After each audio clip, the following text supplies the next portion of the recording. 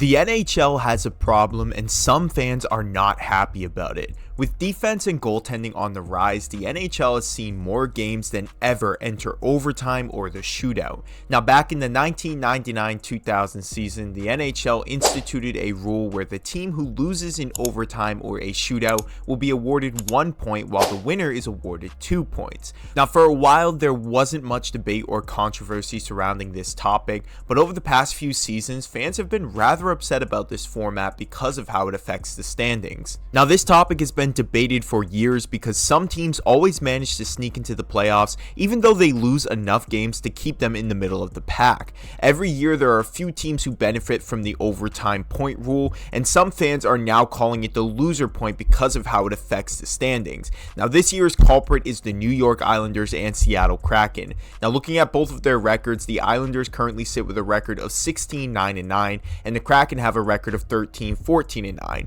Both of these teams have losing records if you combine the overtime losses with the standard regulation losses. Now, behind both the Kraken and Islanders are teams who have won more games but somehow sit below these franchises in the standings. Now, the argument for people who support the OT point comes from a standpoint of a team playing a full hockey game of 60 minutes, therefore warranting some kind of award or point for their efforts, while the argument against the loser point is that the bad teams end up in the postseason and cheat out other teams, making the product boring and oversaturated with teams who don't deserve to be in the postseason. Now, those against the OT point also argue that teams give up at the end of games to assure themselves at least 1 point in overtime, making the game less exciting during regulation because teams are just looking to get that last-ditch effort for a point. Now, some people have offered a few solutions, with one being that regulation wins earn 3 points, OT wins earn 2 points, and the loser gets awarded 1 point in overtime, but this gets complicated for NHL historical records and just wouldn't really address much of the issue.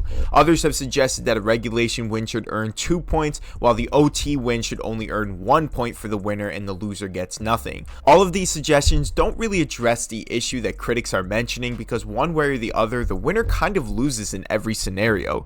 Now, this will probably be debated until the end of time or until the NHL removes it from the league, but I want to know what you think. Should the NHL get rid of the OT or loser point, or should people stop complaining about it and just try to earn a playoff spot using the rule to their advantage? Let me know what you guys think about this in the comments below. Like this video and subscribe to the channel. I will see you guys in the next one.